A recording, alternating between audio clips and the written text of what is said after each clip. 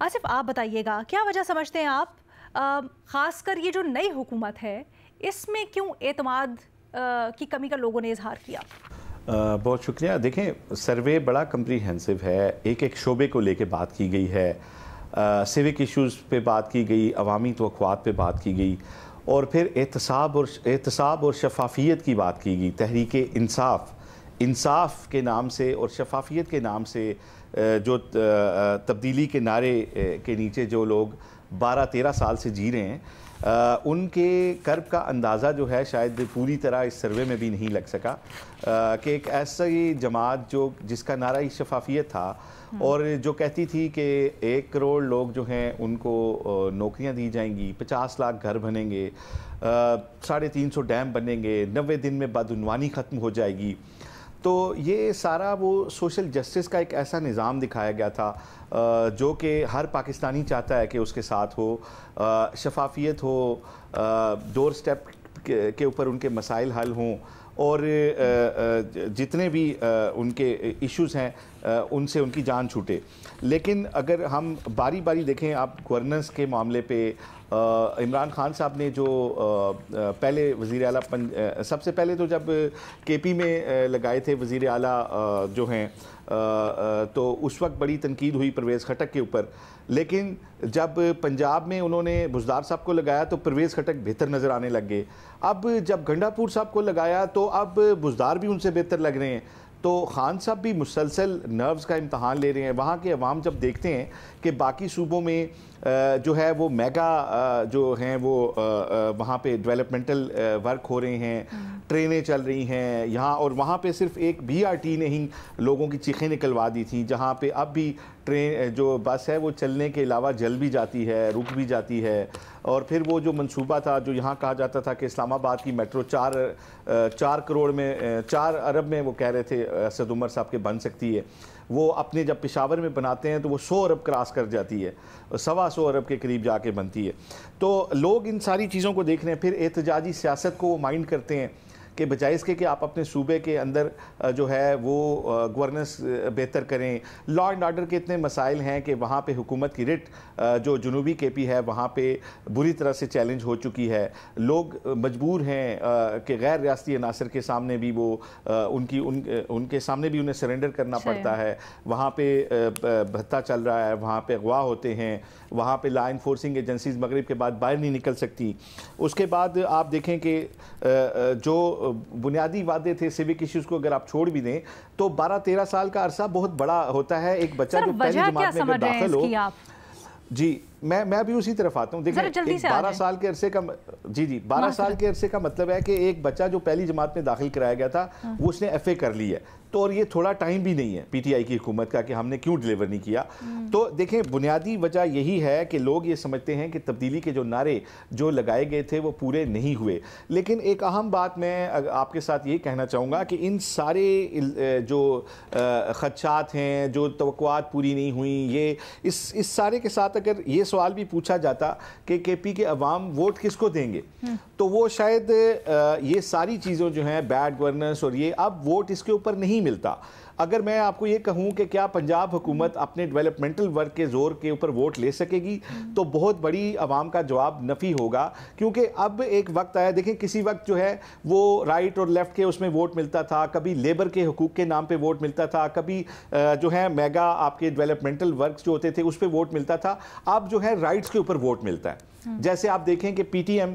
पार्लिमानी सियासत में नहीं है, लेकिन KP की बहुत बड़ी जो है वो पार्टी है। अगर वो पार्लिमानी सियासत में आए तो वहाँ की असम्बली का नक्शा चेंज कर सकती है। इसी तरह आप महारंग बलोच को देख लें कि वो राइट्स की बात करती हैं और उन्होंने रिवायती सियासतदानों को जो है बिल्कुल पीछे धकेल दिया है। तो मैं ये समझता हूँ कि KP के अवाम अगर वोट करने के लिए जाएंगे तो शायद वो, क्योंकि एक सेमी ट्राइबल समाज है ओवरऑल पाकिस्तान, तो वो वोट अपने उसी लीडर को ही करेंगे जिसको वो कहते हैं नहीं यूं भी था, इनसे हुकूमत ले ली गई थी, ये नहीं हुआ था।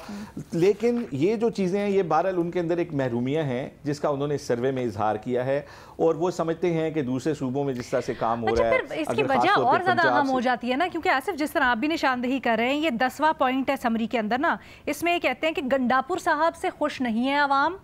ان کو سمجھتے ہیں کہ ان کی کارکردگی اتنی اچھی نہیں، لیکن اس کے ساتھ ہی سمجھتے ہیں 47% لوگ کہ عمران خان اگر آ جائیں تو بالکل ان کو جو ہے نا گنڈاپور کی جگہ لگا دینا چاہیے۔ سلیم صافی صاحب، آپ ہمیں ذرا ڈائنامک سمجھائیے گا خیبر پختونخوا کے، آپ عوامی سینٹیمنٹ کو بھی زیادہ بہتر طریقے سے جانتے ہیں، یہ کیا وجہ ہے؟ ایسا کیوں ہے کہ پرانی حکومت سے متعلق تو یہ کہا جا رہا ہے کہ ان کی کارکردگی قدرے بہتر تھی، لیکن یہ جو نئی حکومت ہے اس سے نالاں لوگ نظر آتے ہیں؟ نہیں دیکھیں، میرے نزدیک جو پی ٹی آئی کی تینوں حکومتیں رہی ہیں، تینوں کی کارکردگی کم و بیش ایک جیسی رہی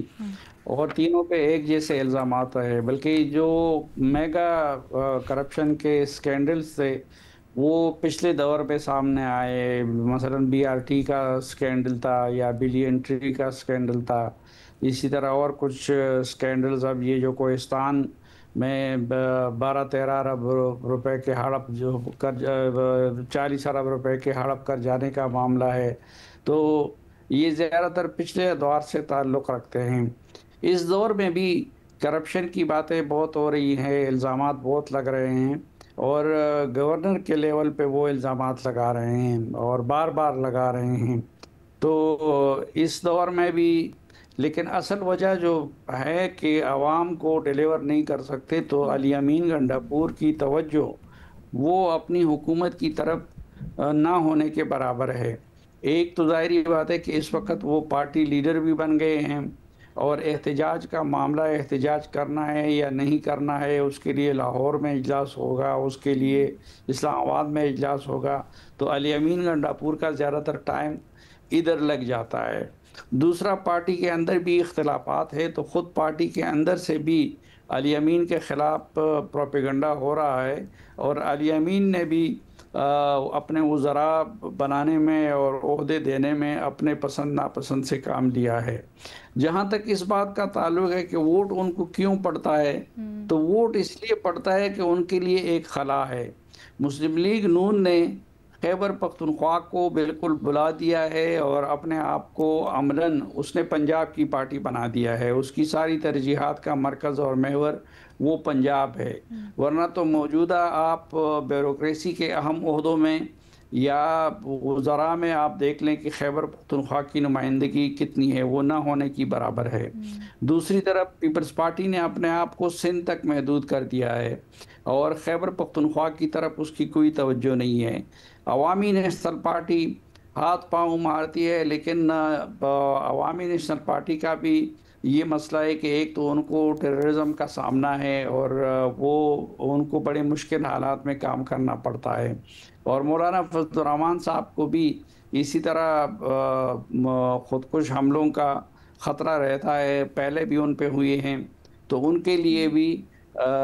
زیادہ تر اوپنلی وہاں پہ ایکٹیویٹیز کرنا اتنا آسان نہیں ہے۔ لیکن میرے خیال میں جو بنیادی چیز ہے وہ ایک تو یہ ہے کہ کوئی متبادل نہیں ہے، اور دوسرا